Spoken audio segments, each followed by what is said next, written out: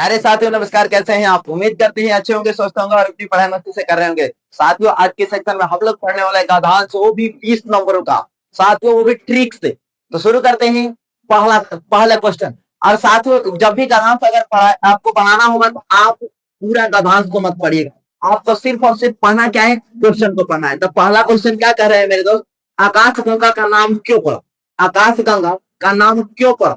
तब आप यहाँ पर देखिए आकाशगंगा का नाम क्यों पड़ा? तो यानी यहाँ पर कहते हैं आकाशगंगा तारों का महापरिवार। आकाशगंगा तारों का महापरिवार शायद नदी की धारा की तरह दिखाई पड़ने के कारण ही इसका नाम आकाशगंगा पड़ा। तो देखिए यहाँ पे नदी की तरह, नदी की धारा की तरह दिखाई पड़ने के कारण ही इसका नाम क्या पड़ा बाबू? आकाशगंगा। तो यहाँ पर ऑलरेडी पूछा गया है कि आकाशगंगा का नाम क्यों पड़ा? आकाशगंगा नाम क्यों पड़ रहा हो? तो नदी की धारा की तरह दिखाई पड़ने के कारण ही इसका नाम आकाशगंगा पड़ा। यानी कि यहाँ से लेकर आप यहाँ से उत्तर पुस्तिका में लिख देंगे। क्लियर है साथियों? उम्मीद करते हैं समझ में आया हो। ठीक है, तो यहाँ से शुरू करना और यहाँ जाकर के रोक देना। ठीक है मेरे दोस्त, चलिए अगला क्वेश्चन ये स्क्रीनशॉट ले लो। अगला क्वेश्चन हम मिटा करके लिखने वाले हैं। ठीक है भाई,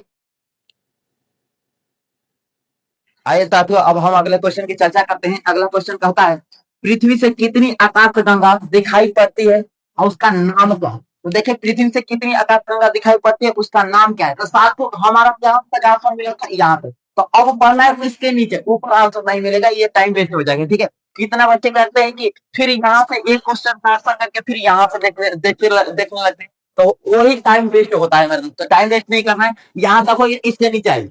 पूछा है पृथ्वी से कितनी आकाशगंगा दिखाई पड़ती है और उसका नाम क्या? कितनी दिखाई पड़ती है उसका नाम क्या है, इस बात को ध्यान रखना। तो चलिए इसका ट्रिक क्या है यहाँ पर दिखाते हैं। होगा आकाश में कई आकाशगंगा है, लेकिन पृथ्वी से क्यों? पृथ्वी आ गया मेरे दोस्त, पृथ्वी से ही पूछा गया था ना, पृथ्वी से कितनी आकाशगंगा दिखाई पड़ती है। ठीक है, पृथ्वी से। तो यहाँ पर पृथ्वी से केवल एक ही आकाशगंगा दिखाई पड़ती है। एक का आंसर एक ही आकाशगंगा दिखाई पड़ती है। कितनी आकाशगंगा? तो एक आकाशगंगा दिखाई पड़ती है। इसके आगे अब क्या कह रहा है, उसका नाम क्या है? जिसका नाम स्पाइरल गैलेक्सी है, यानी कि यहाँ तक लिखना है। ठीक है मेरे दोस्त, यानी कि यहाँ से लेकर के यहाँ तक आपका दूसरा का आंसर हो जाएगा। ठीक है, यहाँ से लेकर यहाँ तक ये आप पहला का आंसर हो जाएगा। यहाँ तक क्लियर है? उम्मीद करते हैं समझ में आ रहा होगा। ठीक है मेरे दोस्त, चलिए इसका आंसर ले लीजिए ताकि हम अगले क्वेश्चन लिखेंगे। ठीक है भाई, आइए साथियों अब हम अगले क्वेश्चन की चर्चा करते हैं। अगला क्वेश्चन कहता है कि आकाशगंगा में कितने तारे हैं? तो अब इसमें देखेंगे साथियों आकाशगंगा में कितने तारे हैं, तो इसमें देखेंगे तो हमारी कहाँ तक आंसर है मेरे दोस्त? यहाँ से यहाँ तक आया था। इसके नीचे आइए, हमारी आकाश गंगा पहिए की आकृति वाली है। ठीक है, जिसके केंद्र से तारा मछली की भांति भुजाएं निकलती है, प्रतीत होती है। आकाशगंगा में लगभग 20 अरब तारे आ गए यहाँ से। यानी आकाशगंगा में लगभग 20 अरब तारे हैं। यानी यही होगा ना, आकाशगंगा में कितने तारे हैं? आकाशगंगा में लगभग कितने तारे हैं बाबू?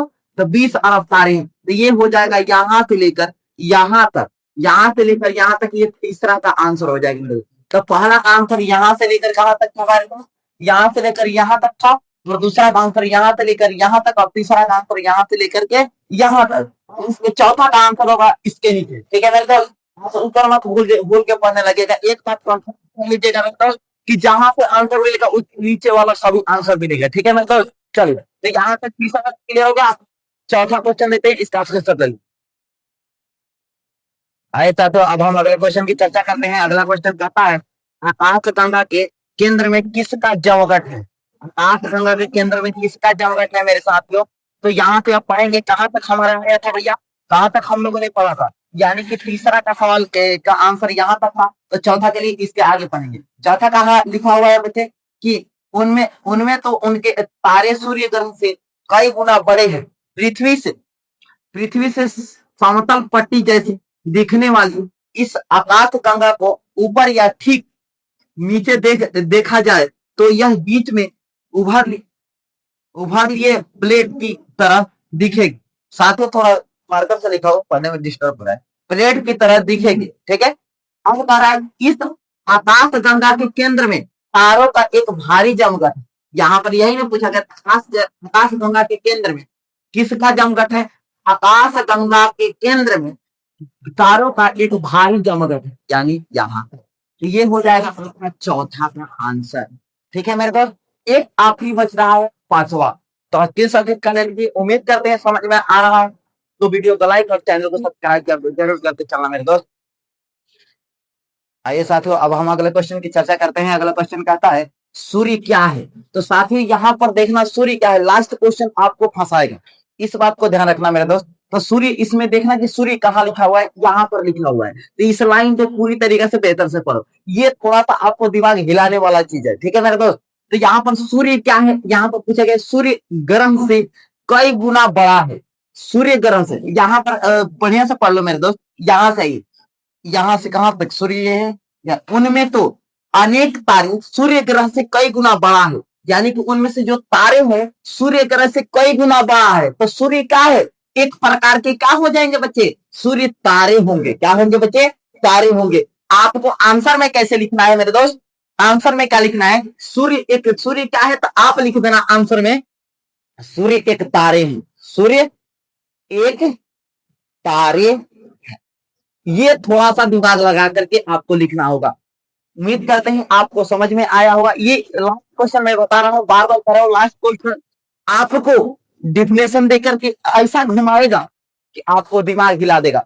आपको एक क्वेश्चन तो इस तरीके से दिमाग लगाकर आप कर सकते हैं। तो वीडियो पसंद आया होगा तो लाइक करना, शेयर करना, कमेंट करना। तब तक से मिलते हैं आपको अगले वीडियो में, तब तक के लिए बाय।